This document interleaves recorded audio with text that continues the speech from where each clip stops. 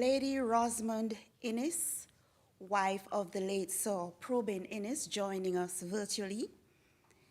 Angela Inniss and Marcia Inniss, daughters of the late Sir Probyn Inniss. Gail Gray Phillip, head of the University of the West Indies Open Campus, St. Kitts and Nevis. Isabel Byron, the University of the West Indies Open Campus Site Coordinator for Nevis. Percival Hanley, General Manager, Brimstone Hill Fortress National Park, and other members of staff. Members of the History and Heritage Month Committee. Professor Jessica Byron-Reid, guest speaker for this evening's event. Sanjay Keynes, Chapter Chair, Student Guild, St. Kitts and Nevis Chapter. Roxanne Herbert, Vice Chapter Chair, Student Guild, St. Kitts and Nevis Chapter. Special guests, UWI students, media practitioners, staff of the Corporate Relations Department of the Eastern Caribbean Central Bank, ladies and gentlemen. Welcome to the 2023 Sir Probyn Inniss Memorial Lecture. This hybrid version of the lecture is being transmitted from the Bernice White Lecture Room at the ECCB headquarters in St. Kitts and Nevis. This year's topic is Celebrating 400 Years of Ancestral Creativity and Ingenuity. The distinguished presenter is Professor Jessica Byron-Reid, former Director, Institute of International Relations, St. Augustine Campus, Trinidad and Tobago, and former lecturer, Department of Government, Mona Campus, Jamaica.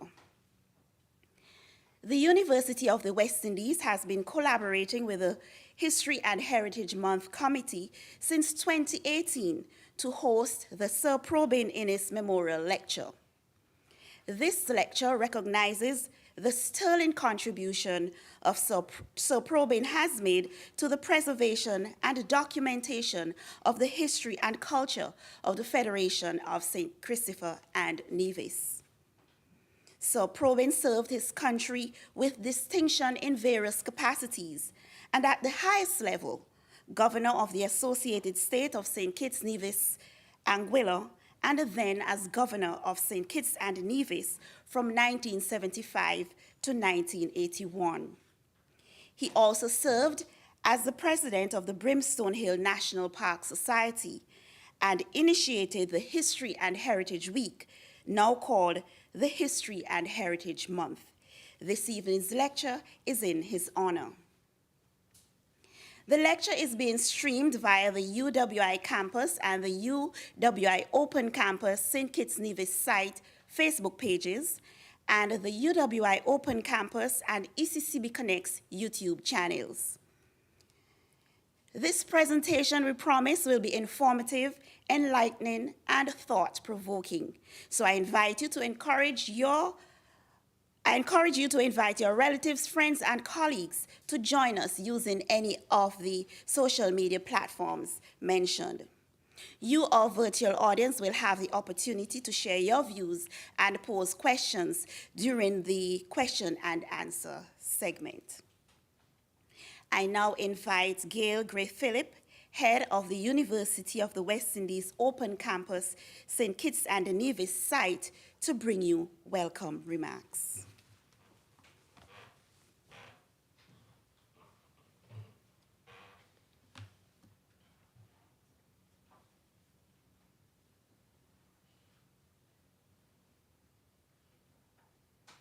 Good evening and welcome to the 6th annual Sir Probyn Inniss Memorial Lecture. Many years ago, as Shermalon indicated, Sir Probyn Inniss initiated the History and Heritage Month of activities. And as she said, Sir Probyn was the Governor General of St. Kitts and Nevis from 1975 to 1981. And he served for many years as the President of the Management Council of the Brimstone Hill Fortress and National Park Society. As usual, this year, the lecture is organized by the University of the West Indies Open Campus for St. Kitts and Nevis, and in collaboration with the History and Heritage Month Committee. And we are supported by our team here with the Eastern Caribbean Central Bank. I'm delighted to welcome Lady Inniss, who is joining us online. And as Sharmalon indicated, a special welcome to Angela and Marcia. They are here with us, present here at Eastern Caribbean Central Bank. A warm welcome to Mr. Percival Hanley, President of the History and Heritage Month Committee. Special welcome also to Ms. Isabel Byron, who is a site coordinator for Nevis, and other members of staff of the Open Campus for St. Kitts and Nevis. This year, the theme for History and Heritage Month is celebrating 400 years of ancestral creativity and ingenuity. I'm honored to welcome Professor Jessica Byron-Reid, our distinguished speaker. Professor Byron-Reid is from Nevis, so she's no stranger to us here.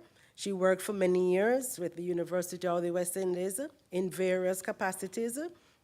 She served as a lecturer, head of Department of Government at the Mona campus in Jamaica, director of the Institute of International Relations at the St. Augustine campus in Trinidad. Before that, she was a foreign affairs officer here with the government of St. Kitts and Nevis, and then with the Organization of Eastern Caribbean States, where she was based at the East Caribbean High Commission in London. She has published extensively on Caribbean, Latin American international relations, and on small states and territories in the global political economy. I also express special welcome to special invited guests who are family, including family members of Professor Byron-Reid. Now, as you know, this year, the University of the West Indies celebrates 75 years, and we're celebrating under the theme, Rooted, Ready, Rising. Earlier this week, Mr. Sanjay Keynes, the recently elected Open Campus Student Guild Chapter Chair for St. Kitts and Nevis, wrote a poem to commemorate this milestone. So Mr. Keynes is present today, and he will present his poem for the first time this evening, so we're looking forward to that. We also welcome the Vice Chapter Chair, Ms. Roxana Herbert, and other Open Campus students who are here at the ECCB. A very special welcome to those who are joining us online, the various Facebook pages, Open Campus St. Kitts and Nevis Facebook page, Open Campus Caribbean Facebook page, Open Campus YouTube, and ECCB Connects. The lecture is not limited to persons in St. Kitts and Nevis. With the aid of technology, we have persons join us from our neighboring Caribbean islands and beyond, viewing on the various platforms. So I look forward to seeing the online questions and the comments, especially during the question and answer segment. We look forward to a very informative, thought-provoking, and interactive lecture. I welcome you all. Have a good evening.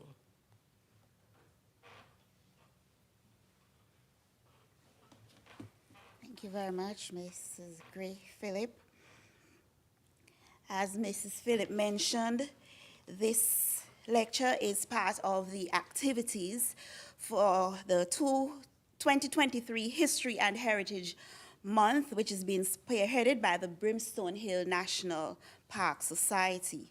I now invite the General Manager of the Brimstone Hill Fortress National Park, Mr. Percival Hanley, to bring you greetings.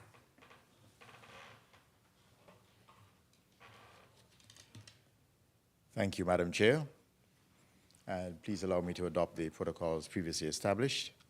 Ladies and gentlemen, those present and those who have joined us online, good evening and welcome to this 2023 edition of the History and Heritage Sir Probyn Inniss Memorial Lecture. Unfortunately, our president, Mr. D. Michael Morton, was unable to attend due to another commitment, and therefore he sends his regrets. This event is one of several for History and Heritage Month 2023. The month of activities is an annual social outreach activity organized by the Brimstone Hill Fortress National Park Society, the Nevis Historical and Conservation Society, the St. Christopher National Trust, the Department of Culture, the Ministry of Education, the Ministry of Youth Empowerment, Aging and Disabilities, the University of the West Indies Open Campus, and other interested individuals who form the History and Heritage Committee. We present annually a variety of activities throughout the month of February, sometimes spilling over into March, as has been in this case, which seek to promote greater knowledge, understanding, and appreciation of the history, heritage, and culture of our country among our citizens, thereby fostering stronger national identity and pride. The History and Heritage activities, which started originally as a week of activities, as mentioned earlier, some 18 years ago, and later expanded to a month of activities, was the brainchild of the late Sir Probyn Inniss, president of the Brimstone Hill Fortress National Park Society from 2005 to 2017. He was not only the founder, he was passionate about it. And he spent a lot of his time and energy putting the activities together each year. Therefore, after his passing, the Council of Management of the Brimstone Hill Fortress National Park Society deemed it necessary to memorialize the sterling contribution of Sir Probyn to the Brimstone Hill Fortress National Park Society. Council therefore agreed on a proposal to rename the History and Heritage Lecture the Sir Probyn Inniss Memorial Lecture. Many of us can recall the several lectures and presentations on history and heritage that were presented by Sir Probyn himself, and many of us are familiar with his books and writings of that kind.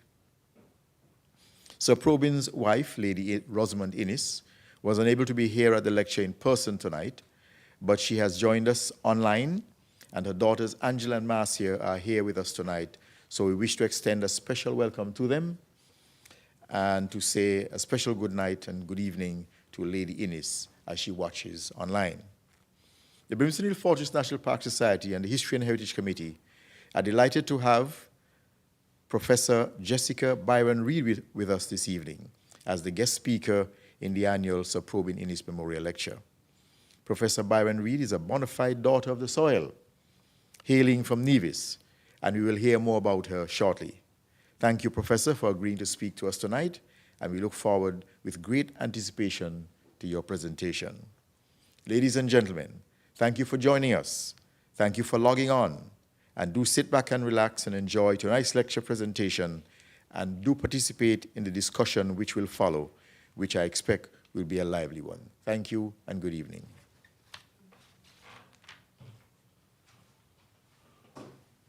Thank you, Mr. Hanley.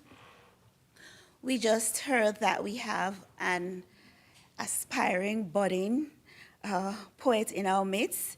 So I now invite Sanjay Keynes. He's also the newly elected chapter chair of the Student Guild of the St. Kitts and Nevis chapter, to render his poem written to commemorate the UE's 75th anniversary.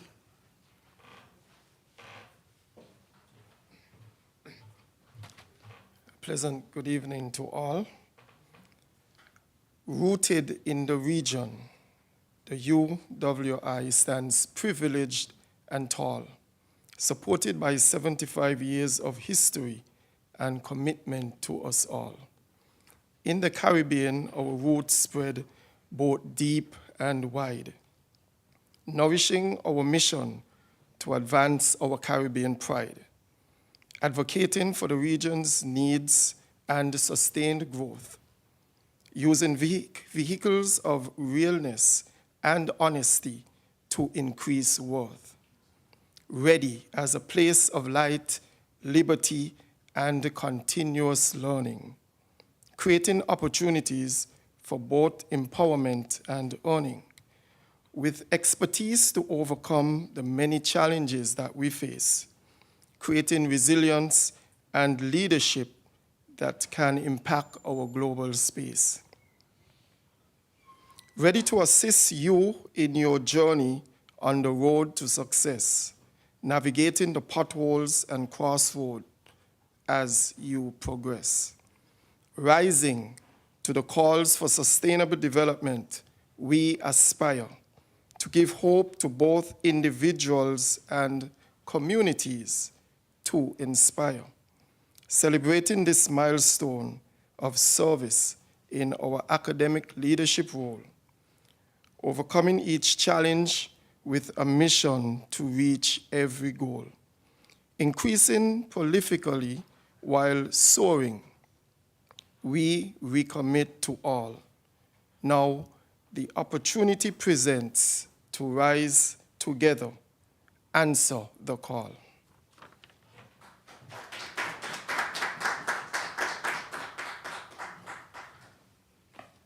Thank you, Sanjay. Well written. And of course, you remember this is where you had your debut when you become a famous poet.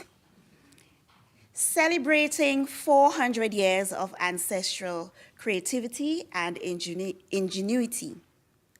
What characterized the defining periods? How did our ancestors navigate those periods? What lessons have our ancestors left us? Are we prepared to build on their creativity and ingenuity? Ladies and gentlemen, Therese Charles, one of the students of the UWI Open Campus St. Kitts and Nevis, will introduce our distinguished speaker.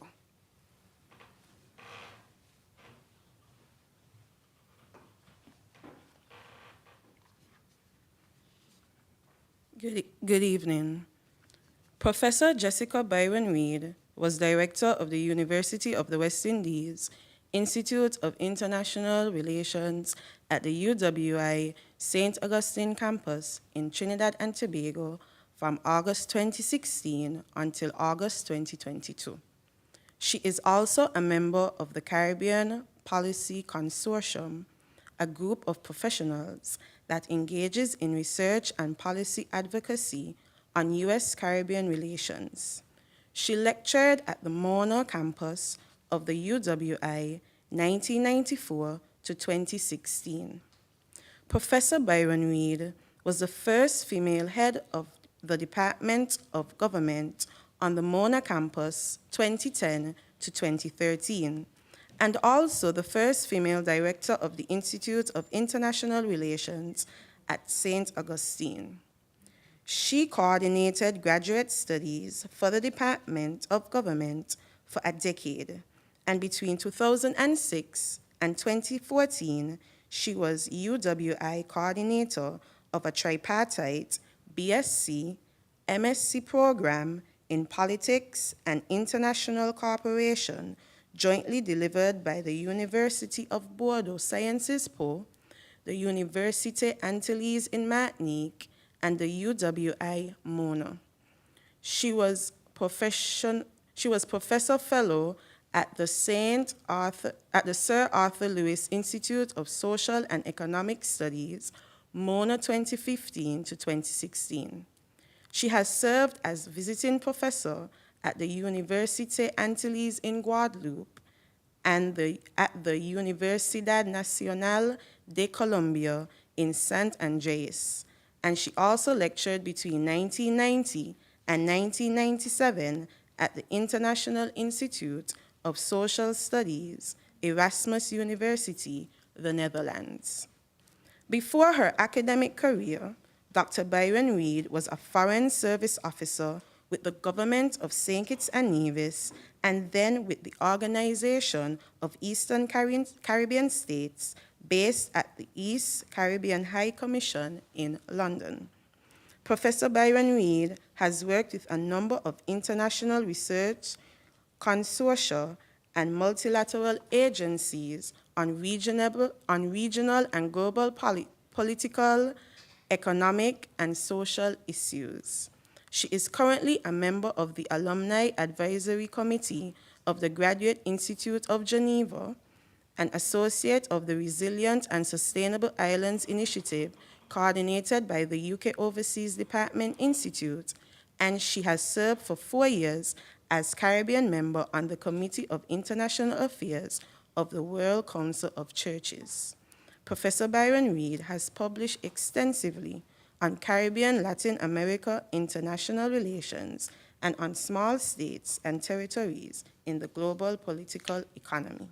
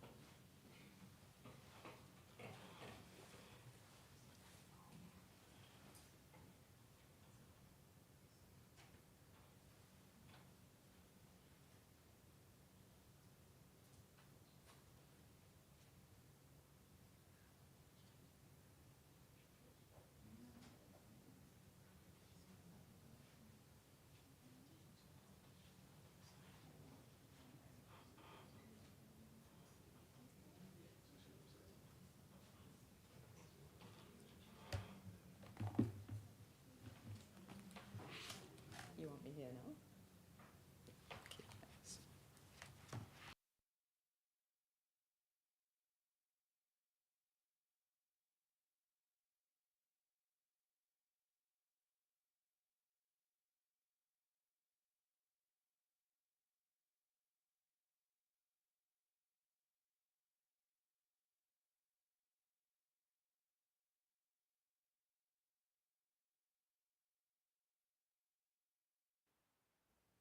Can you hear me? Good evening, everyone. I'm going to beg your permission to follow all protocols that have been established, but I would like to address Lady Rosamond Inniss and Angela and Marcia in particular, and of course, Mr. Hanley, who is my very good friend and former classmate in sixth form, and it's a delight to see him again, and Mrs. Phillips, and ladies and gentlemen, friends, both gathered in the room, and those who are following the lecture on Facebook and YouTube. Good evening, everybody. Thank you very much for taking the time to listen to a few words that I have to say. I hope that I don't bore you too much. So let me start the formal lecture now. Celebrating 400 years of ancestral creativity and ingenuity. So thank you very much to the Open Campus and to the Heritage and History and Heritage Month Committee and the Historical Society for this invitation. I am very appreciative of Sir Probyn's personal contribution to researching and writing some of the history of St. Kitts and Nevis and preserving the memories and broadening our individual and collective knowledge about our country and its development through the centuries. I have learned a lot about the history of Bastille from his monograph, Historic Bastille, and I hope that it continues to be consulted along with the many other local and regional historical publications, including a growing number of biographies and autobiographies and oral history that have become available in recent years to teach history and social studies and geography and environmental studies in our schools. And I hope that all these sources are used by a majority of our people. Thanks also to the East Caribbean Central Bank for so graciously providing this venue. I recall the former ECCB Governor, Sir Dwight Venner, who was also chair of the Open Campus Council. One of his visions was that the Open Campus and regional institutions like the East Caribbean Central Bank would shine an intellectual light in the non-campus territories by facilitating open lectures, discussions, debates, exhibitions, and other activities that would stimulate knowledge dissemination, critical thinking, and vibrant debate on key issues and themes in our territories. And in this regard, the East Caribbean Central Bank has played an admirable role. Now, just a word on Caribbean histories. Now, every locale in this world has many histories. The events featured and their interpretation will vary widely depending on the narrator. History and historiography are deeply political and politicized subjects. And the best-known versions of events usually reflect the perspectives of the most powerful. My own discipline, international relations, is being deeply challenged by post-colonial and non-Western thinkers because its traditional accounts are silent about imperialism, colonialism, and how they changed the current world order. Now, Caribbean history is a part of that story. In our region, European colonizations brought over 5 centuries of violence, invasion, dispossession, and colonial appropriations of the region's lands and seas, which destroyed the pre-Columbian societies that were here, almost totally annihilating their people. And the establishment of plantation societies that followed was based on the kidnapping, enslavement, and prolonged oppression of our African ancestors, and the exploitation of indentured labor from India, China, Madeira, and other places. All this eventually led to the slow emergence of post-colonial and multicultural societies based on all the fragments of the past. Now we are still in the process of discovering and rewriting and expanding our histories. Earlier versions and many of the official records mostly recount events from the perspective of colonial governments and the planter class in Caribbean plantation societies. But the last 50 years of historical research and production are by far the most exciting. Why? Because they have begun to feature the other voices, those who were most numerous but least heard, who made up the backbone of Caribbean societies and whose stories are just now coming to the fore. Technological evolution has democratized research and possibilities for publication. And so there's a wealth of new perspectives and new knowledge in our historical narratives. And in preparing this talk, I tried to access some of the voices and some of this new work, both from St. Kitts and Nevis and from elsewhere in the Caribbean. But it's not always the easiest to find. I am not a historian by training. My own areas are intrinsically interdisciplinary, and they draw on history. I've also always been interested in history, recognizing its centrality for understanding our past and present and orienting our futures.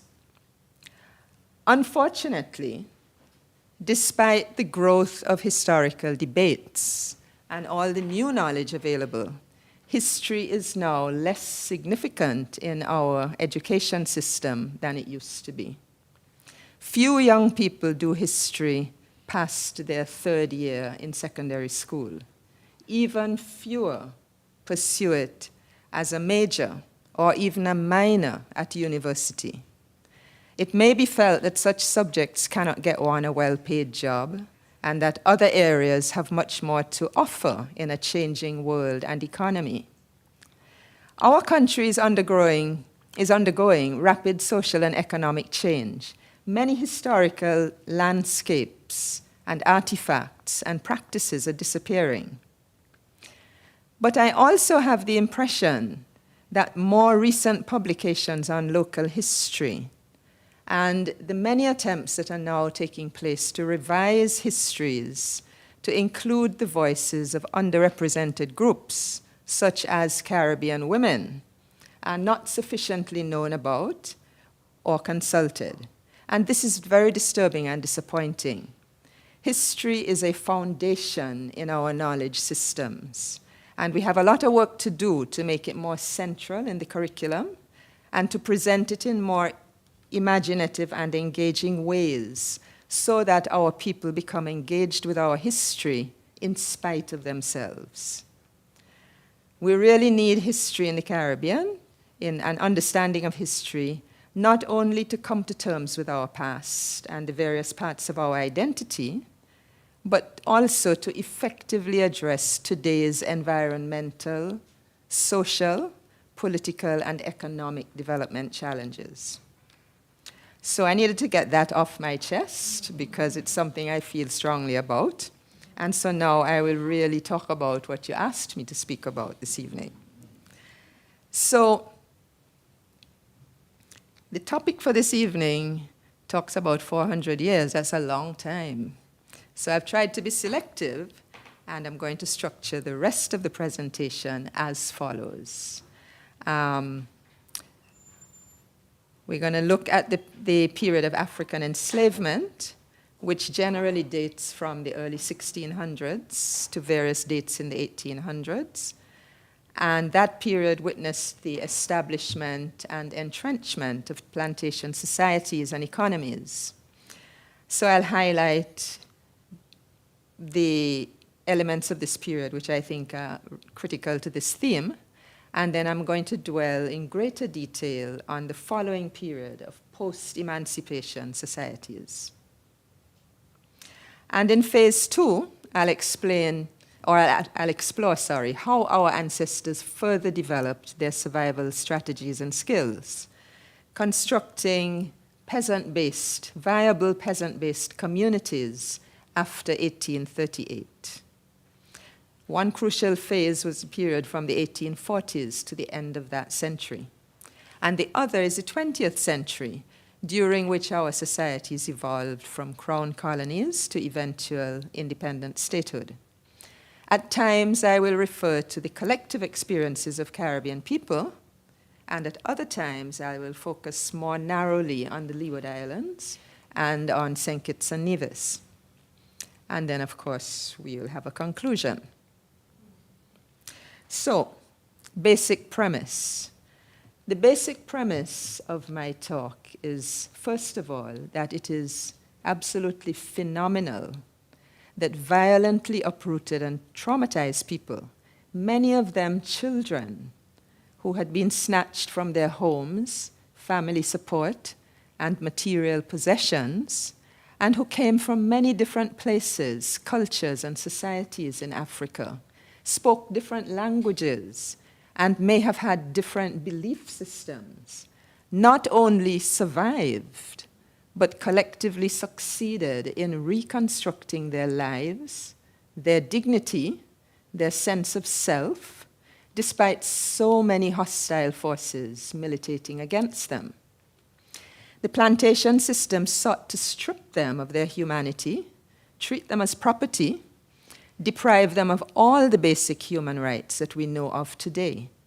But despite this, and the suffering that was endured for over 400 years, our ancestors stubbornly survived. They painfully rebuilt communities, and they reestablished functional societies. After 1838, they were extremely resourceful and creative in finding ways and means to transform their lives from human bondage to as much autonomy as possible. And by the 21st century, as you are well aware, our societies have attained middle or high income levels of human development. Therein lies the greatest achievement of our ancestors. They reinvented themselves, rebuilt kinship networks and communities out of disruption, loss, fragmentation, and trauma. And they showed extreme courage and powers of endurance. And they kept faith in themselves and their gods. This was a triumph of the human spirit.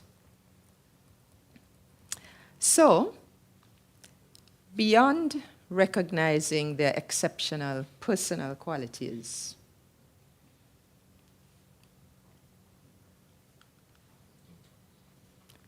now, how do I change this slide? What motivated our ancestors, and where can we identify? Yeah, it's changed. Thanks. Thank you. Where can we identify creativity and ingenuity in their activities? And this leads me to my second premise. To answer this question, I use Abraham Maslow's hierarchy of needs theory to better understand their struggles and their motivation. Now, Maslow proposes to us that the most fundamental human needs are the physiological ones: food, water, fresh air, shelter, rest, clothing, and reproduction. At the second level, there are safety and security needs, economic well-being, health, and physical security.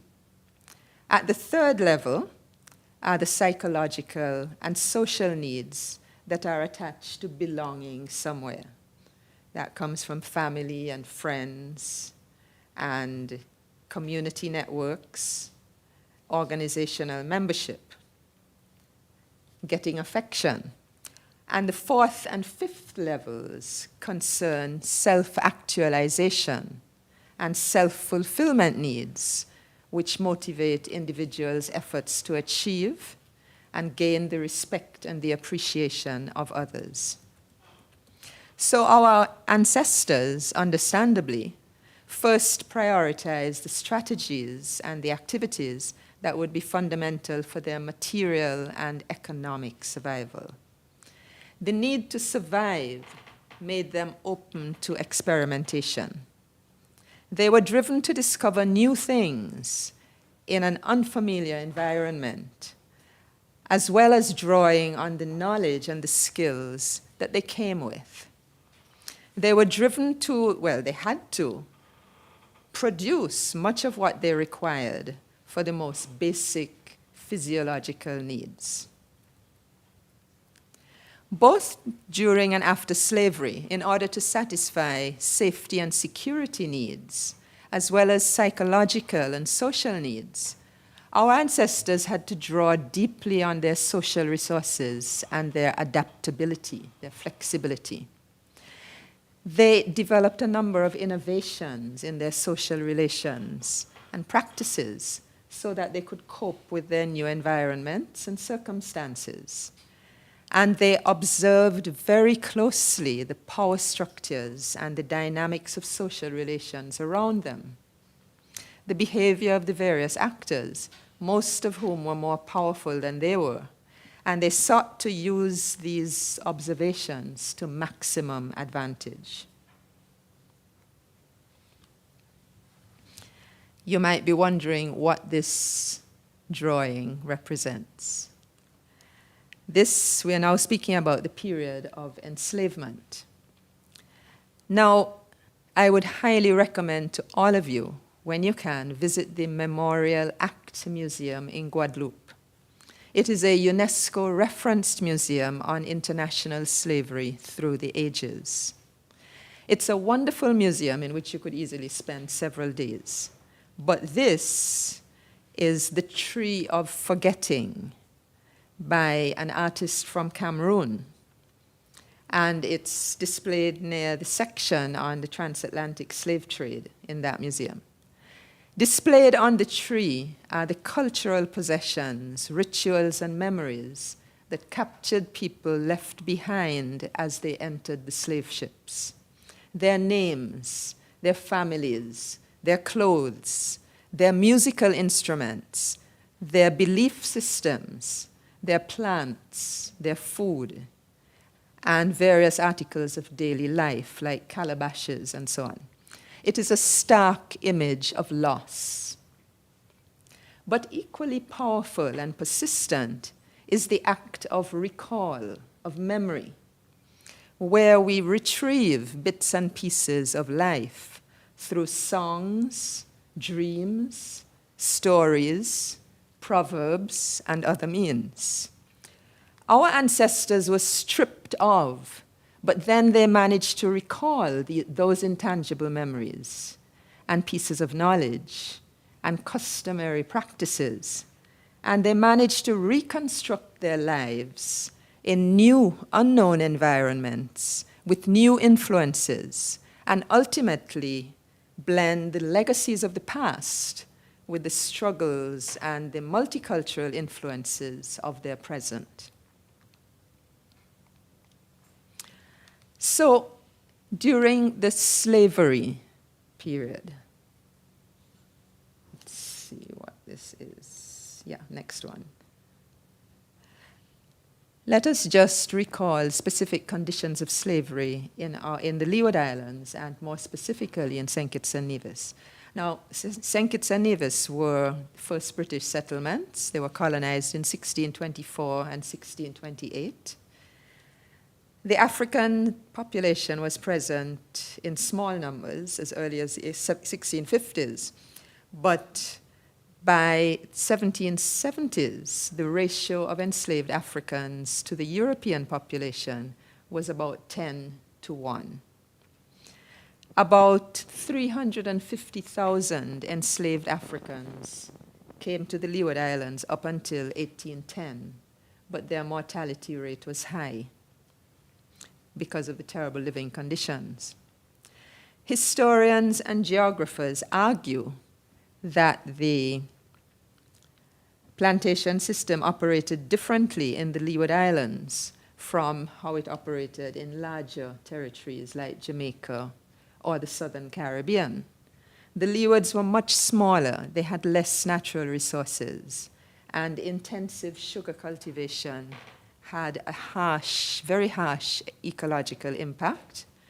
And the small land areas enabled the planters to exercise stronger controls over the slave population.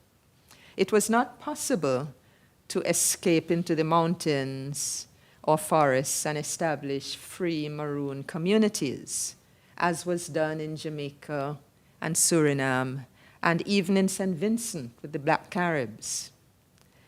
Access to the sea and to boats was controlled by the planters, as these would have been the main means of escape, although to escape to where? That would have been the challenge. Even after emancipation in the British colonies, sea journeys had to avoid the French and Dutch territories where slavery remained in place for many decades. In fact, the French slaves did everything possible to escape to Antigua. That was the nearest one to the nearest colony for them at that time, to get out of French waters and get to neighboring British islands. That, in fact, brought about the end of slavery more quickly in the French islands. The breakdown because people were leaving and swimming, if they could, to an English territory. Despite the attempts to keep people away from the sea, fishing and the gathering of shellfish was an important additional source of food for our ancestors, and they sought at all costs to obtain fishing and sailing skills, if possible, as part of their livelihood strategies.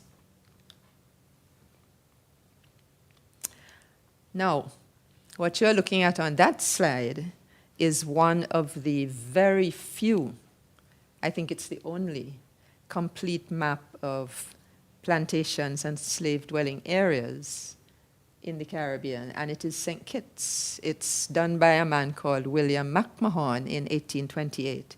Many of you might be familiar with it. And if not, if you go on the websites of, there's a digital archive, archaeology archive on slavery, and the Liverpool museums, there are various museums in Britain and in the United States. You just have to look for digital archaeology, DAAC, something like that, and you find quite a lot of very interesting maps and images. So, but I put that on, and this is Jessop's estate, and a map of, there are about 2 slave villages on Jessop's estate in Nevis. Now, the shortage of land meant that slaves in the Leewards had more limited access to provision grounds on which to grow food for themselves and to generate some income for the Sunday markets. Slave-dwelling areas on the plantations were always within clear sight of the plantation owners. But on marginal land, it was steep, it would be near to ravines and guts, and the slaves were allocated limited farming plots there.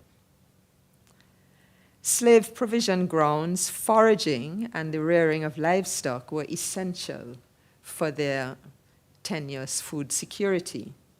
They also depended on planters' rations, which in the mid-1700s were increasingly imported from North America.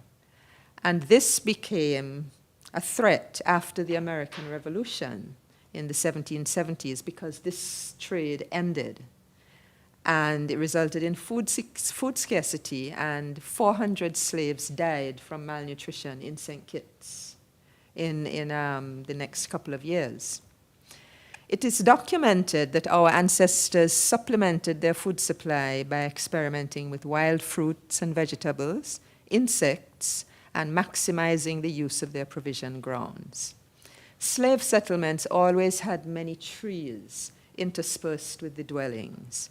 They planted fruit trees for food, for shade, and for material for building shelters and utensils. Calabash trees provided the latter. Banana plants and coconut trees provided not only food but material for thatched roofs and walls for the huts. And I've listed a lot of fruit trees here. You don't need to hear them because you know them. You have them in your gardens. And you have them because your ancestors taught us all to plant that as sources of food supply, and we must teach our children to eat those fruits. Pre- and post-emancipation people had limited access to building materials. They used mud, cane trash, banana trash, and palm branches for building houses. Their houses were light, replaceable, they required frequent maintenance, and particularly after emancipation, they built movable houses, as they didn't own the land on which the house was located, and we all know the term chattel housing.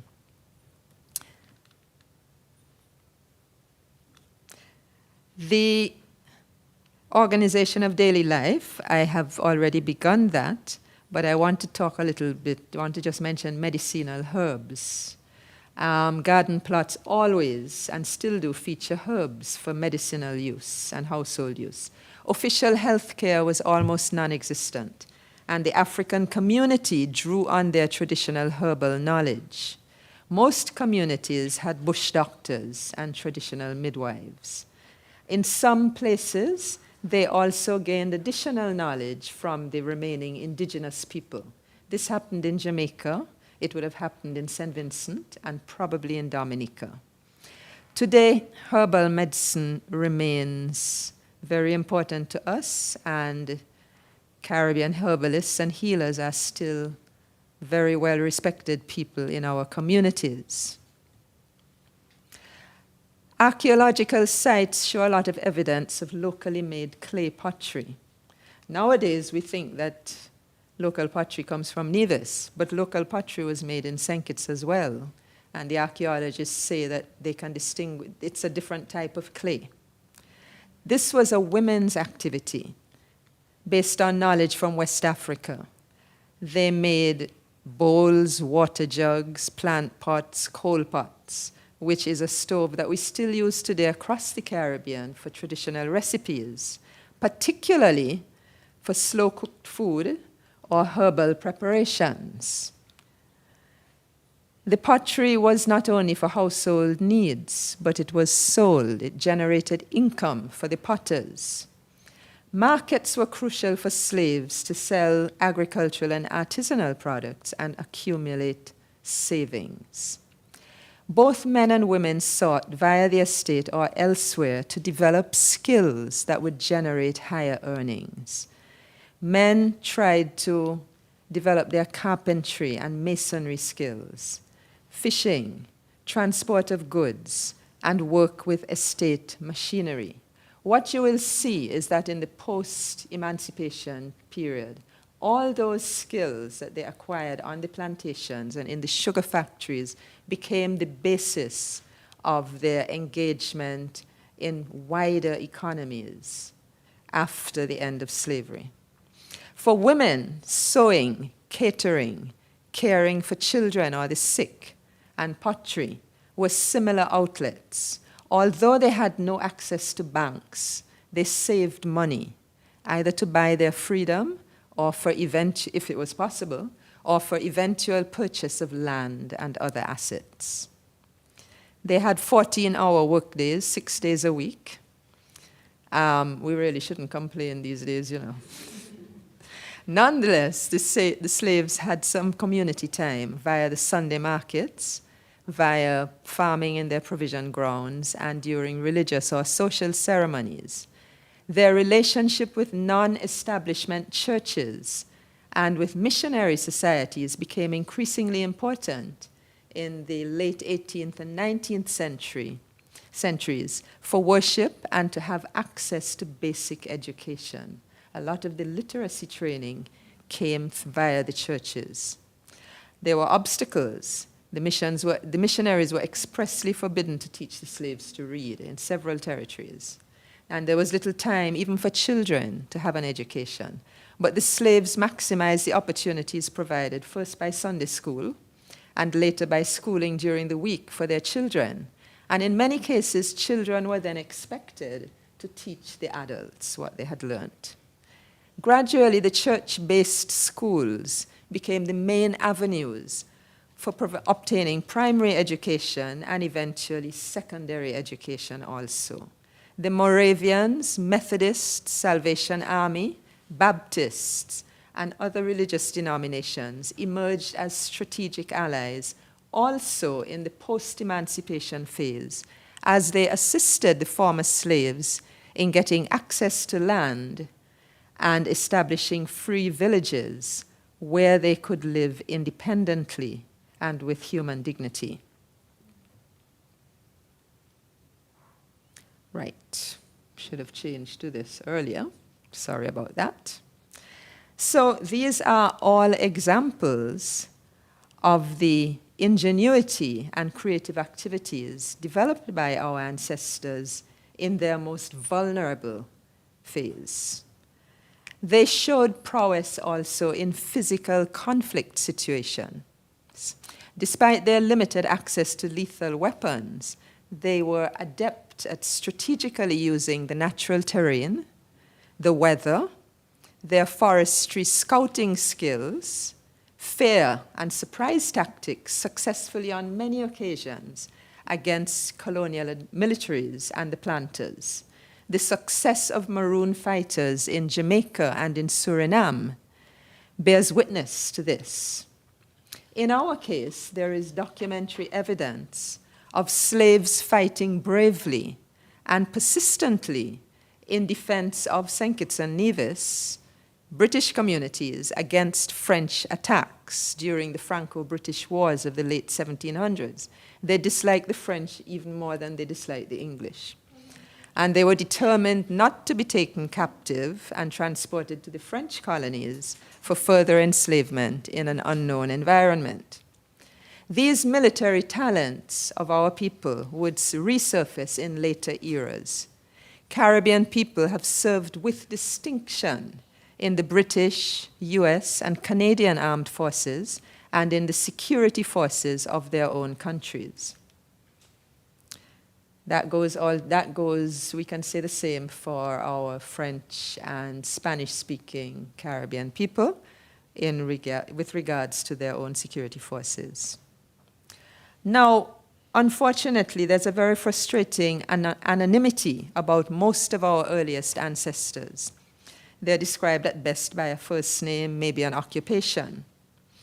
But just as we know the names of heroic freedom fighters, like Toussaint and Dessalines in Haiti, Boussa in Barbados, Nani and Kodjo of the Maroons, Taki, Sam Sharp, Paul Bogle in Jamaica, and Solitude in Guadeloupe, we also have the names of a few who managed to work within the system, move between the Caribbean and Europe, and in some cases also campaign for abolition.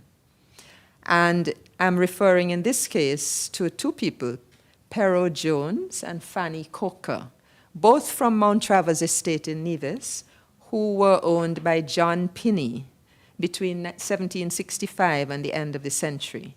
You might want to ask questions, or you can go and look up their histories for yourselves. And I want to refer to someone who didn't come from here, Olaudah Equiano. He was kidnapped in Nigeria when he was 11. He was enslaved in Montserrat and Barbados. He became a free man. He purchased his freedom. He became a sailor and a merchant and living in Britain, and he campaigned for the abolition of the slave trade. He died in 1797, shortly before it became a reality. So that was just a little personal touch about early ancestors. Now I move to section 2, and our ancestors' lives after emancipation. The struggle, as Richardson puts it, Richardson, can't remember his first name, but in 1983, Bonham, thank you, he wrote a book on St. Kitts and Nevis and our migration history post-slavery. The struggle to expand the livelihood space is how he refers to the history of migration. Nowadays, we commemorate emancipation as a joyous occasion, wonderful landmark. But at that time, it was clouded by uncertainty, existential insecurity, and unrealized expectations. It was followed by decades of harsh poverty as the sugar economy in the Leewards declined and long-term economic depression set in. Emancipation in 1834 in St. Kitts, Nevis, and Montserrat was followed by 4 years of indentureship. In fact, there were riots in St. Kitts when they realized that there was going to be indentureship, and in Antigua there would be none. The Leewards have been described by historians and anthropologists as small islands with large questions because they are seen as a micro-laboratory in which you can observe the process of evolution from slavery into free peasant-based societies.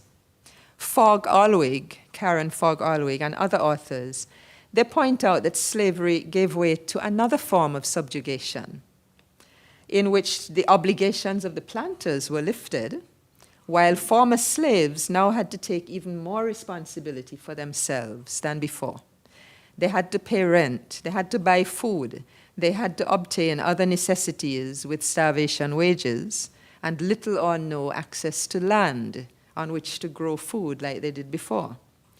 They were legally free, but legally bound, as is expressed in a book on Antigua by Nicholson. I think I want to go back to that for now. There were a number of riots in various islands. At St. Kitts, there were at least 2. People were fighting for basic social and economic rights. And most planters were intent on keeping the labor force dependent, make them continue to live and work on the estates in exchange for shelter and miserable wages which would no longer include food. In St. Kitts and Nevis, there were very limited opportunities to buy or rent land and move away from the estates. Now, in St. Kitts, one free village was founded, Challengers. John Challenger provided 5 acres of land in 1841 for this village. By contrast, in Antigua, with more land, in 1858, there were 58 independent villages, often established with the help of the churches. In Jamaica,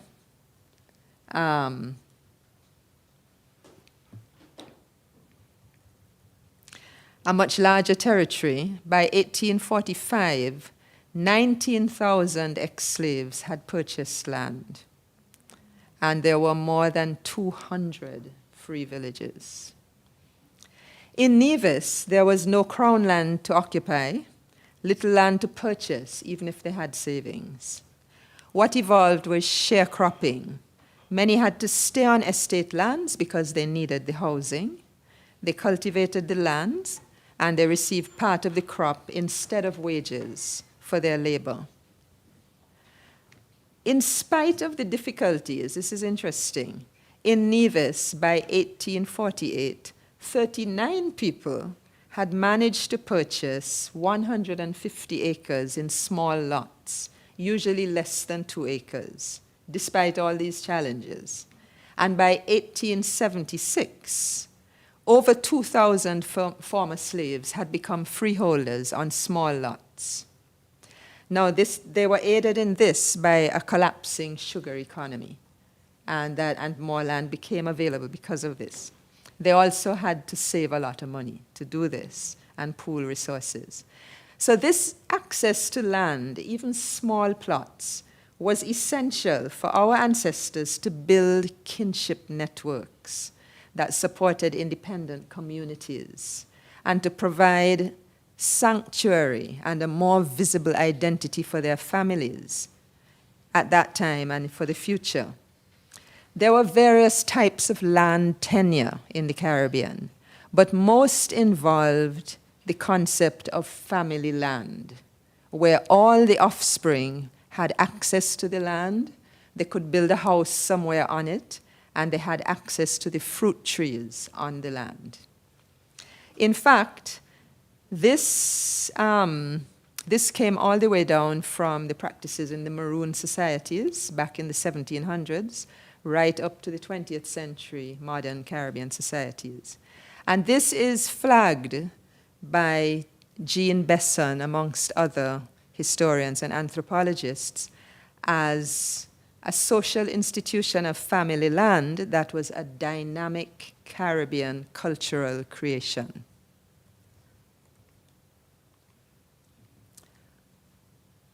Now, major transitions in the Leeward Islands would be driven by a convergence of forces, and the newly freed population would take advantage of these circumstances to improve their lives. The new key to improving lives would be migration.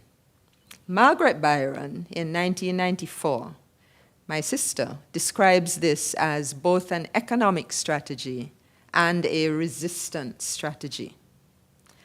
Now, in the British colonies, redistribution of labor had started even before emancipation, when slaves were transferred to Trinidad.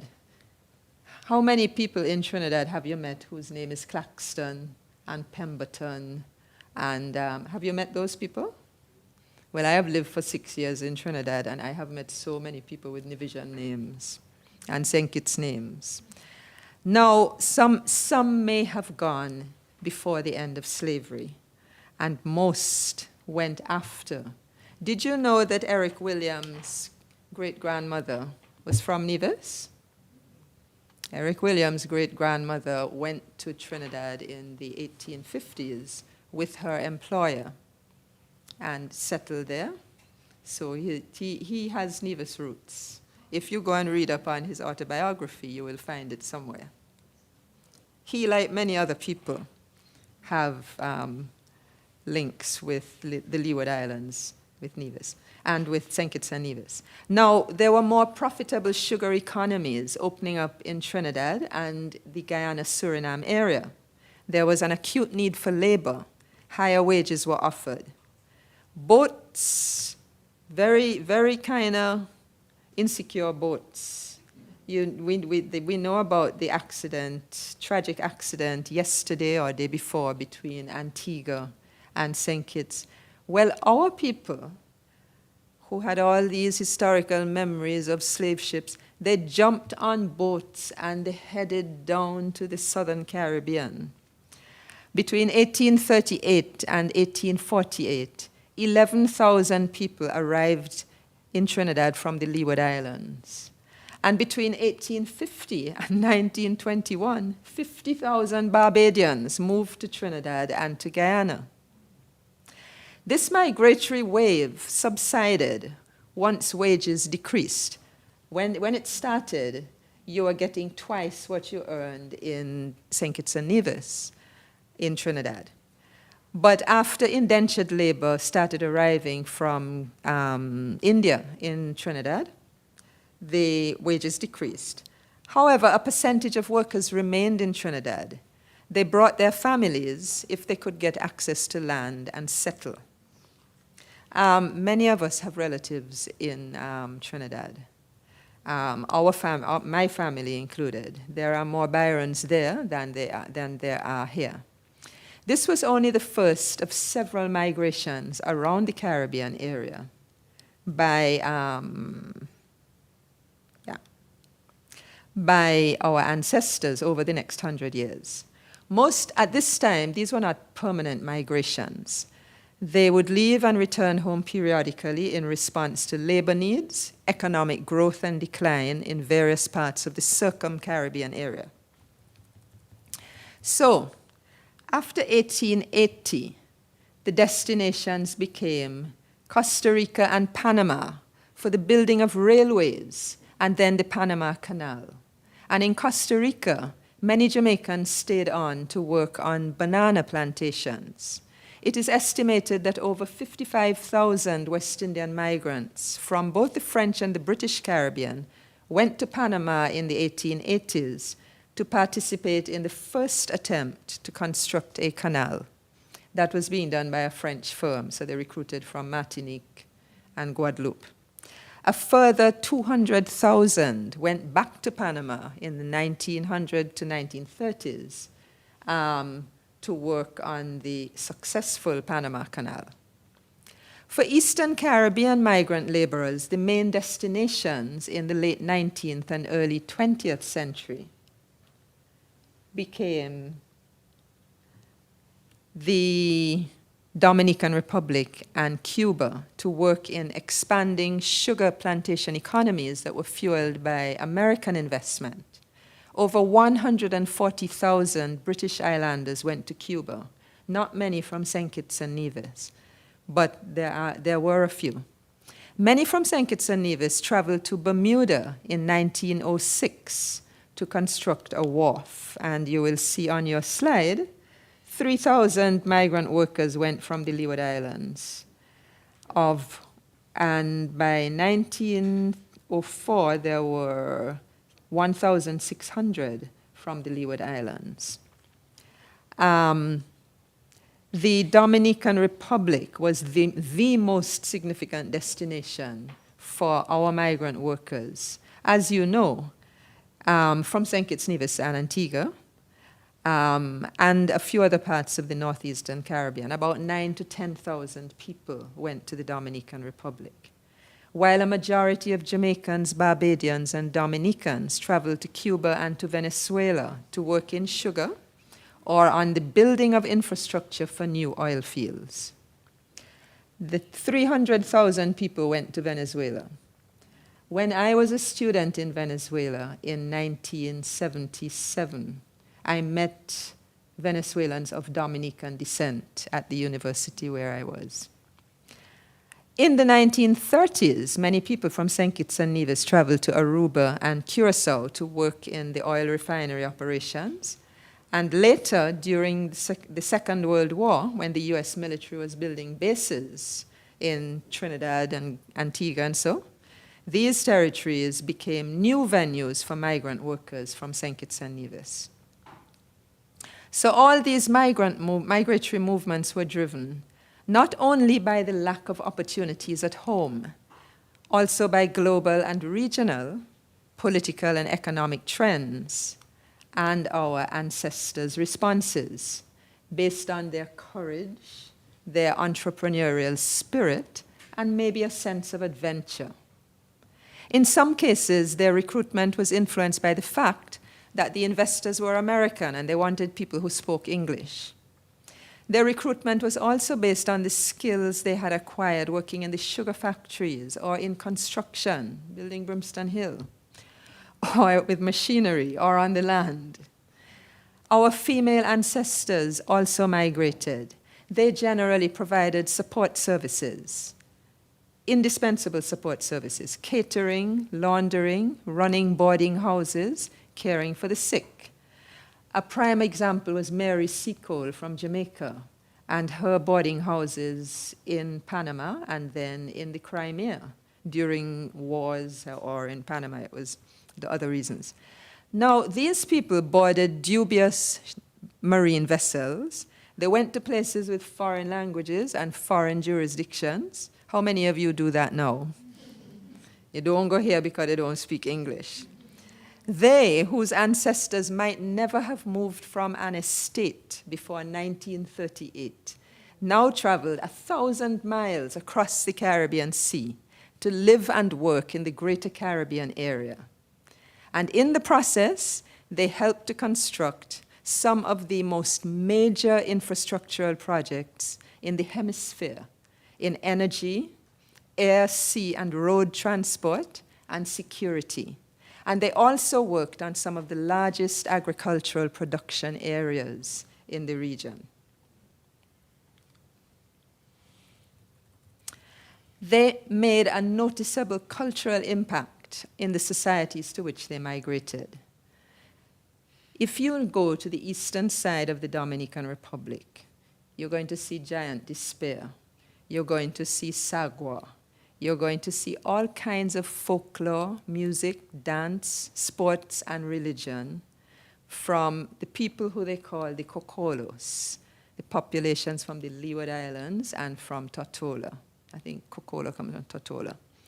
Olive Sr. writes that the West Indian pioneers introduced to Central America their ways of social organization, burial and mutual aid schemes, sports and games, literary and debating societies, churches, schools, and social organizations.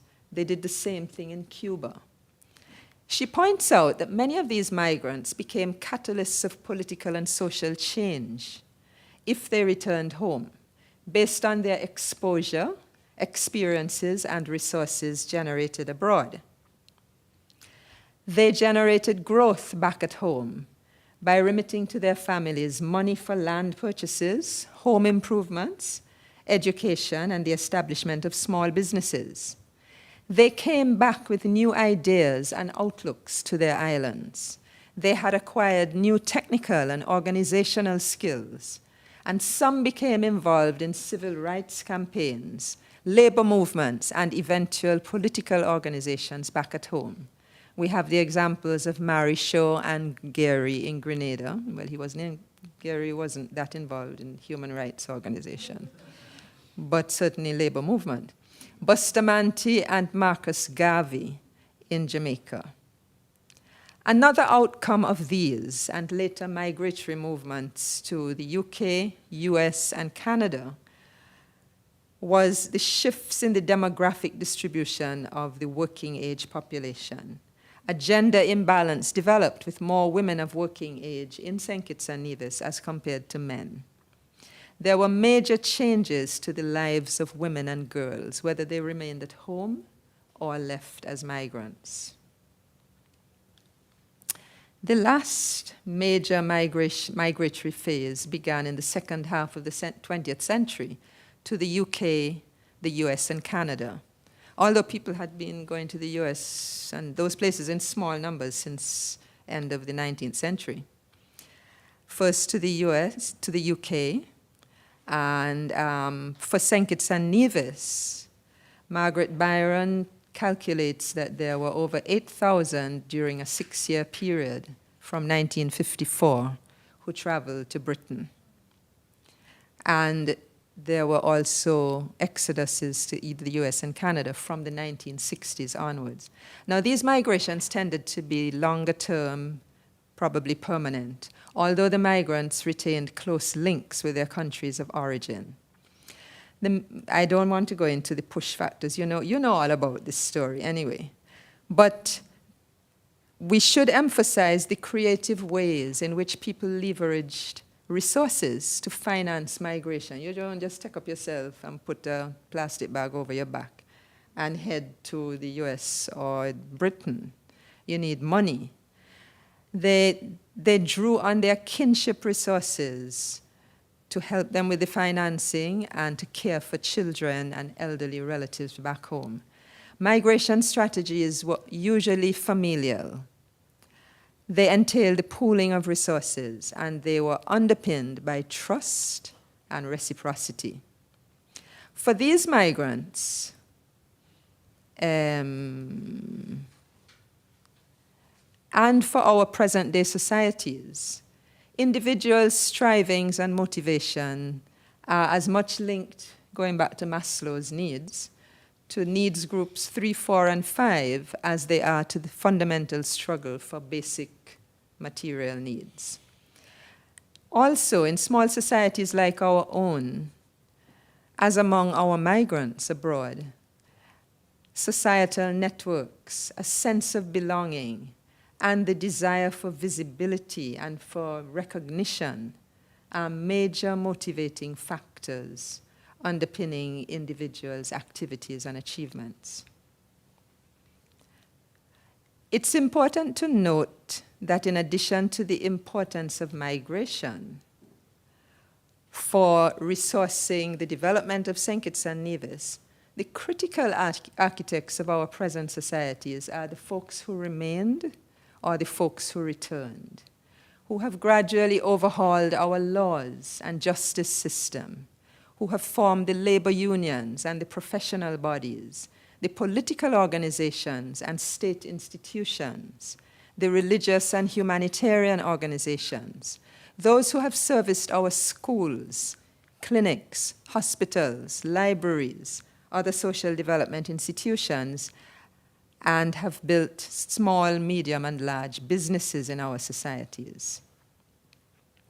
These are the people who have engaged on a daily basis to resolve the contradictions described by Elsa Govaya, the first ever professor of West Indian history at UWI.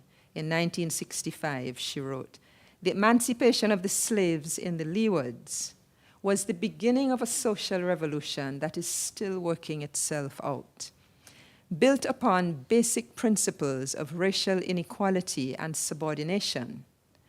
Many of the values of the old slave society inevitably carried over into the era of freedom. We are attempting to build a new heritage of freedom upon structures that are linked to the heritage of slavery. We have an uneasy union between democracy and the accumulated remains of enslavement. These ancestors have striven to transform our society from one of being former British subjects. We became British subjects after we stopped being British slaves. And now we are contemporary citizens of St. Kitts and Nevis, Caribbean small state. So I am wrapping up, don't get too anxious. So to summarize the discussion, the ancestors prioritized the building of community and solidarity practices. They placed a high value on increasing their autonomy wherever possible. They recognized the importance of access to land for so many reasons, food security and income. They recognize and they prioritize both formal and informal education. While they held on to traditional belief systems and folk wisdom, they also embraced new faiths, Christianity in particular, but they infused it with their own experiences and identities. They transformed Christianity in the Caribbean with their experiences and interpretations and their cultural approaches to worship. Over time, they sharpened their strategic understanding of their physical and institutional environments and of the local and international processes that might affect their lives. Our ancestors were great diplomats and negotiators. They formed strategic alliances with non-establishment churches, for example. They negotiated treaties with colonial administrations. In Jamaica, the Maroons, and there was a treaty in Suriname, and there was a treaty in St. Vincent, which I think the British broke. They formed workers' rights movements to fight for better and fairer working conditions. They could recognize and seize local and international opportunities when they became available. They demonstrated very strong organizational skills in their associations and organizations and unions and political bodies. And something that I haven't mentioned previously, they developed very strong communication skills via a range of media. Music, drums. Drums are not only music, they are messaging instruments. Wind instruments like the abeng, which is a cattle horn that the Maroons use in Jamaica. Conch shell horns. If you go to Carnival in Guadeloupe, they blow conchs. We use it to sell fish, or we used to. Songs, calypsos, redemption songs, and so on, and the human voice. Oratory, the written word, and other art forms. Quilts. You know how many maps, escape maps, are woven into quilts? Carving, braiding. People used to braid escape routes into cornrows in children's hair. Painting, sculpture. These were all forms of communication as well as art forms. They responded to difficult situations like food insecurity by the strategies that I mentioned, livestock rearing, foraging, and various ways of husbanding, various ways of agricultural production. Although they were victims of forced migration with severely restricted freedom of movement, they embraced mobility, and it became, in time, a defining theme of their existence. In some territories, marronage was a strategy to control their own lives during slavery. But for most Caribbean ancestors, mobility only became possible in the post-emancipation period with migration. Franklin Knight quotes Fernand Braudel on this. Changing the impossible and the unattainable to the possible often involves spatial movement and migration. So mobility and migration have been central themes of Caribbean life since the 1840s, just as they were when we arrived from Africa. They used social engineering and adaptation to respond to their circumstances. And I want to focus here on gender. Caribbean matrifocal family structures. One cannot overemphasize the evolution of women's roles. We are the backbone of Caribbean families and societies. That is in part a consequence of our ancestors' experiences and the evolution and the adaptation that had to take place. Girls and women have been central in protecting and preserving Caribbean families, and they have been at the center of developing and leveraging kinship networks. Caribbean women's nurturing and governance roles have been vital for contemporary national and regional development. Our ancestors never lost the ability to enjoy themselves, to laugh, to play, and to relax. And their capacity for comedy, satire, and irony has been very well developed by their life experiences. Their ingenuity turned loss and scarcity via adaptation into new discoveries and inventions. So, the Caribbean ancestors who inspire us with their achievements are far too numerous to list in one short lecture, but I encourage all of us to continue to study their lives and to be inspired by them. They are beacons to motivate us, and they offer important lessons about surviving adversity, drawing on knowledge from the past, and making new discoveries that enable us to chart new possibilities. So, our ancestors have bequeathed to us. I'm saying this because sometimes we are very narrow in our conceptualizing who we are and who belongs and who doesn't belong. All of you have relatives all around this Caribbean. Our ancestors have bequeathed to us a pan-Caribbean and global legacy of far-flung roots and branches shaped by more than 400 years of migrations. We are not just two islands. We are linked to many places by migration and family.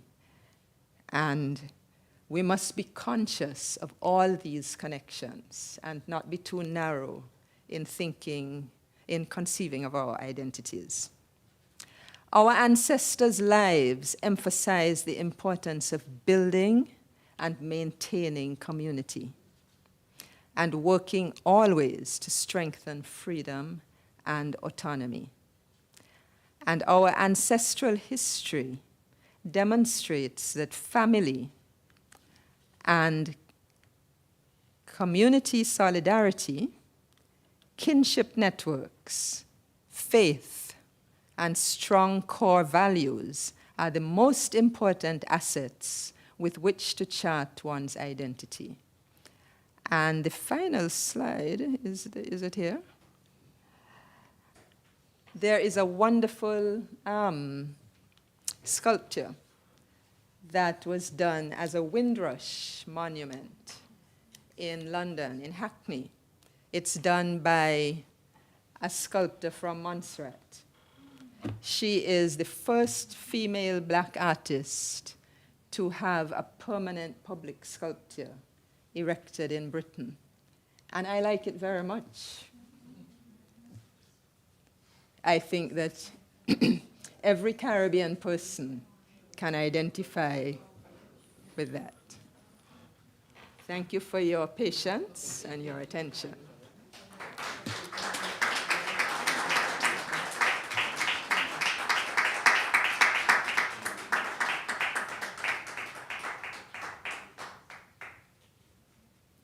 So, what happens from here? Just here.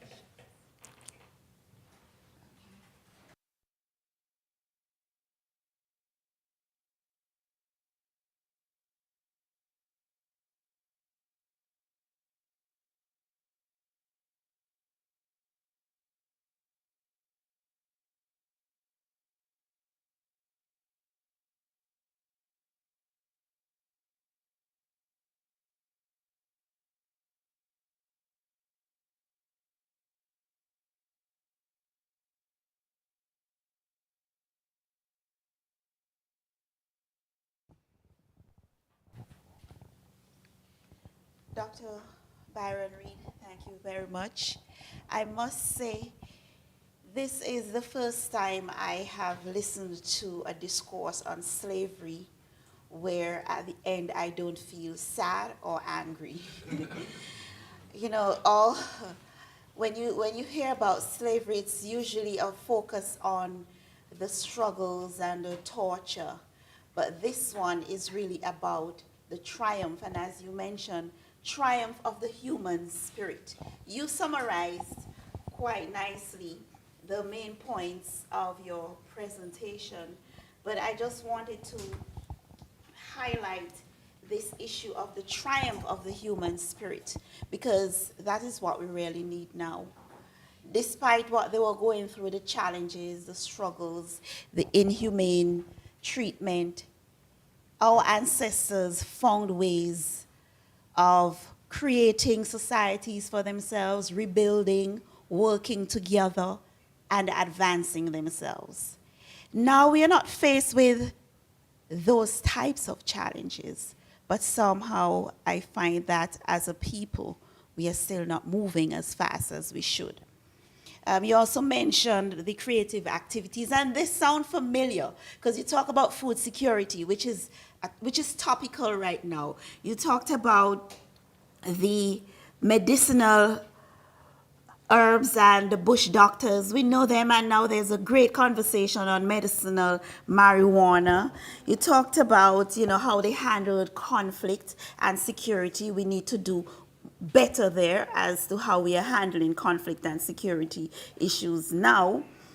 And one that stuck to me as a central bank staff, where you talked about the finances, how they were able to bank and save without access to banks. So really it's a story of, as you said, triumph of the human spirit, a telling story, a comforting story, one that makes me feel happy. Despite the struggles, it shows that when we come together as a people, we really can do great things. So thank you for changing my mindset when it comes to slavery and for making me feel happy, not about what had happened, but about what came out of it. Okay, ladies and gentlemen, we now are open for your questions. You can send your questions to the UWI campus and the UWI Open Campus St. Kitts Nevis site, their Facebook pages, and the UWI Open Campus and ECCB Connects YouTube channels. We do have a question from Facebook, one of our Facebook viewers.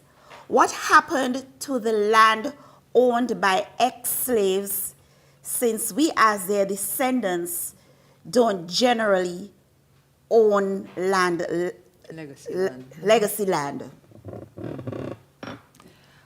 Okay, I can't give a complete answer because I'm neither a historian nor a lawyer. I can tell you of a couple of things that I have read.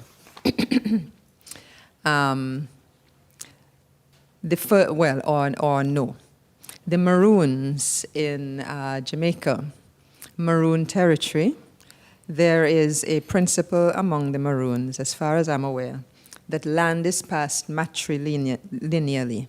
You inherit family land via the mother, via the female, which is a bit different from Western legal principles. And there is, I believe there is communal land in amongst the Maroons. Now, I also came across some research on, I think it is St. Croix. I think it is St. Croix. And it was, the whole article was about family land in St. Croix. And I don't know if this is still the case, but up until a certain point in time, there was this concept of family land. There is a type of title, there either is or there was. And this was actually in a text, an agricultural text, not primarily a historical text, but it was looking at land tenure. And members of the land, I think, was first owned by one matriarch, and then she left it to all her descendants. And up to the time when that research was done, which I think was in the late 80s, you had to consult with the rest of the family. They had about 10 acres. But once there was agreement, you could build your house on a particular part of the land, and you could cultivate a garden plot on that land. And that is precisely what Jean Besson was speaking about. Apparently, this was a practice in a number of, it was a practice in parts of Jamaica and other possible areas of the Caribbean. But beyond that, I'm afraid I can't give a proper answer because it's not my specialty. Thank you. Continuing in a similar vein, you know, the hot topic now is reparation. It has been around for some time, but countries are now pushing more this reparation issue. What are your feelings or thoughts about it?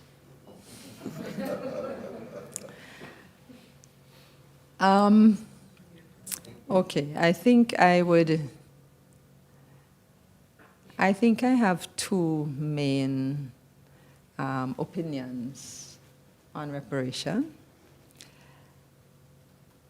If reparations, I mean, the more you read about the atrocities of slavery, the more one can come to the conclusion that yes, there should be reparations because terrible human rights violations took place. But what form would reparations take? And I think that if there are to be reparations of any kind, they should be related to areas of human development. I liked what I heard the other day from that family, this British family in Grenada, the Trevelyan's, and their decision to provide scholarships for students at UWI, I think at the Open Campus and maybe other campuses. Human development, maybe medical research, maybe, you know, areas that are investments for the future and for improving the human development chances of people whose ancestors suffered so badly. That's one thing.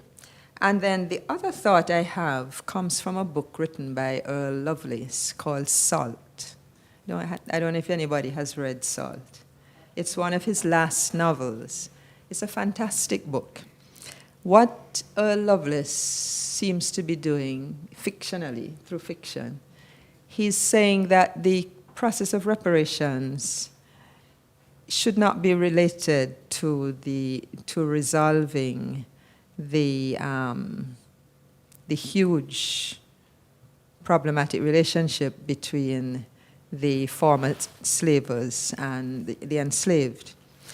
He says that coming out of that, lots of violence and lots of terrible things have happened within Caribbean societies between all our we are fragmented societies with different groups, and fictionally, he's writing this story, but he is saying that reparations is a process for all of our societies to engage in among the different parts of our own societies.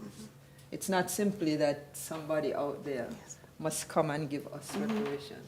We have to explain to our fellow citizens today why we did what we did and try to compensate for that. And he thinks that our societies would be healthier if that sort of process went on. Unfortunately, that is the hardest type of reparations process, you know. That's what I think about reparations. Okay, thank you. Now, a lot of times social ills are blamed on slavery as a legacy of slavery, breakdown in family, what's happening with our children, what's happening with our identity. We're saying it's from slavery. But you have just outlined lots of positive outcome from slavery. Why do you think we are not hooking on to the positive that came out of slavery more than we are doing? You know, in politics, in political science, there is this constant debate about structure and agency. and which is the more powerful force in determining the course of history. Structures, and the structures of the past and the structures that have been shaped by those events of the past, they certainly have a powerful impact. But there's also human agency and there's human will. You can't say that one is stronger than the other, but it is important to remind ourselves that we are agents of we can't help to shape what happens. We might not be able to completely overcome some of the damage that has been done, but we can certainly lessen the impact through human agency. So it's up to us, really. We have to think that it's up to us. I mean, when you look at what some of these people in the past have done to climb out of the very deep holes that they found themselves in, we really shouldn't be complaining as much as we do, you know. Not that everything is perfect. It's far from perfect, but it could be far worse. You ended on a strong point, a call for us to stop narrowing our perception of our identity. You spoke about we are related to people throughout the region, yet our countries are plagued by this issue of insularity. Okay, even in St. Kitts, you have the St. Kitts Nevis division within a small space. Why do you think this still exists? I suppose to some extent it's natural, it's human nature. People set up divisions when there are conflicting interests, and sometimes these divisions are used for political purposes and other purposes. But I think one of the things we could do is start teaching history in earnest. Every day I hear people say, the Spanish. The Spanish. The Spanish are the... Yes. Many of those Spanish are people who are descended from our people. Their grandfathers and their great-grandfathers went from St. Kitts and they went from Nevis, and they ended up in the Dominican Republic. Me personally, I have cousins in Bermuda. I have cousins in the Dominican Republic. I have cousins in Trinidad. And elsewhere, but those are three. Oh yeah, and I think that we have cousins in Cuba. Those are as a result of those migrations that happened. So, we can't say that, those people have nothing to do with us. In fact, we should go and look for them and find out who it is we're related to. It is from living for 6 years in Trinidad that I realized just how extensive our family is there, when I went to the Dominican Republic, I went to San Pedro de Macorís and to La Romana because I wanted to see if I could find people who could tell me a bit about one or two family members that went there. Haven't succeeded yet, but... Okay. Dr. Byron-Reid, thank you very much. I did say in the introductions that it would have been informative, enlightening, and thought-provoking, and you did deliver. Thank you very much. Thank you. It's been my pleasure. Thank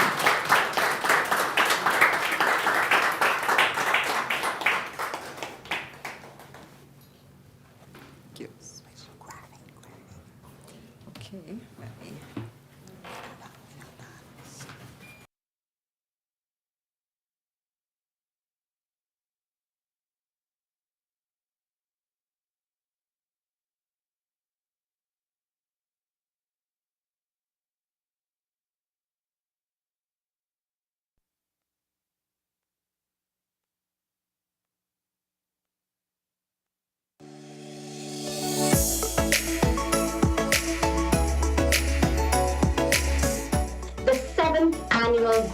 and Resilience Dialogue 2023 welcomes you to 2 days of enlightening healthcare discussions and innovative tech ideas and exhibitions.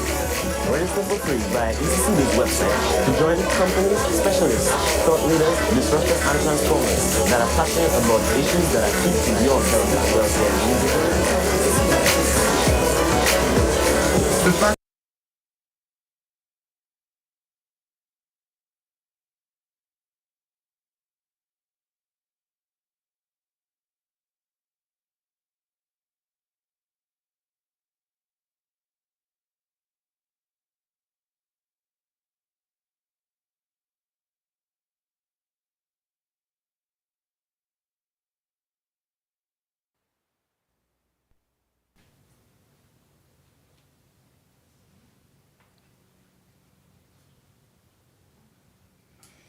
I now call on Tessa Isaac, Operations Manager at the Brimstone Hill Fortress National Park, to offer the vote of thanks.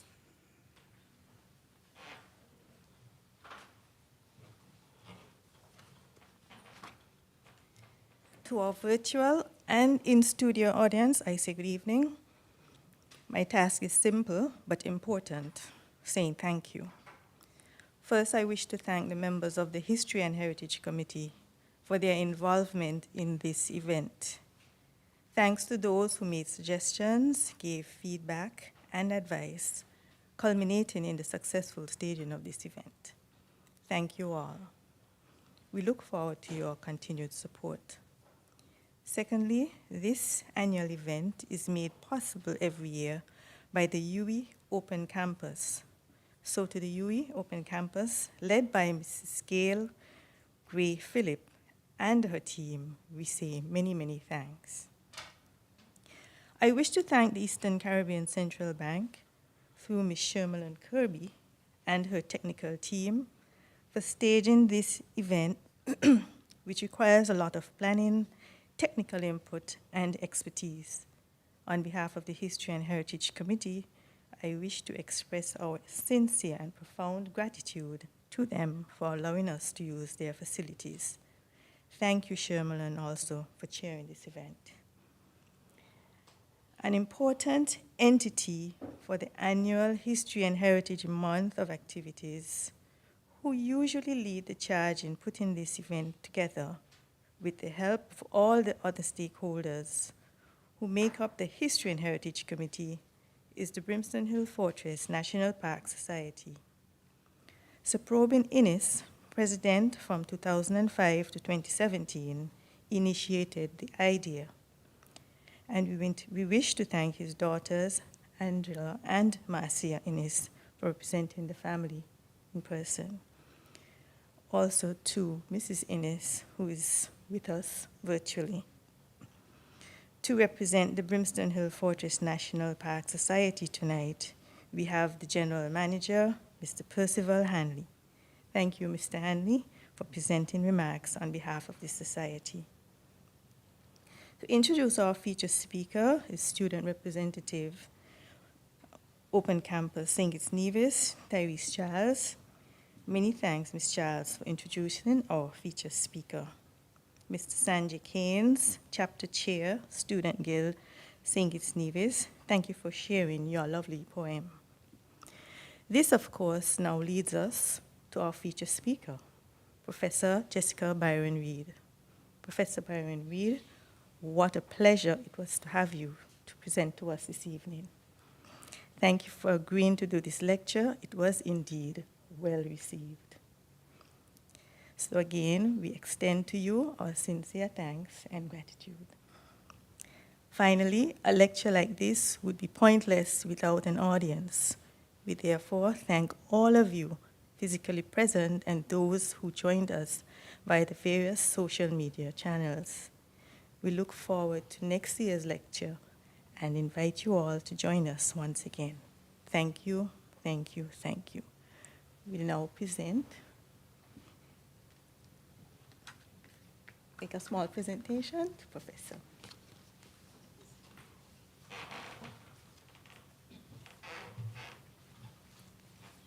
We just want to thank you for such a wonderful presentation.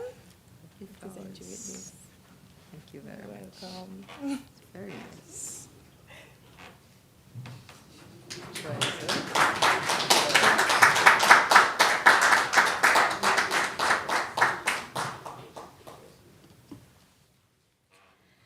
Ladies and gentlemen, we have come to the end of the 2023 Probyn Inniss Memorial Lecture.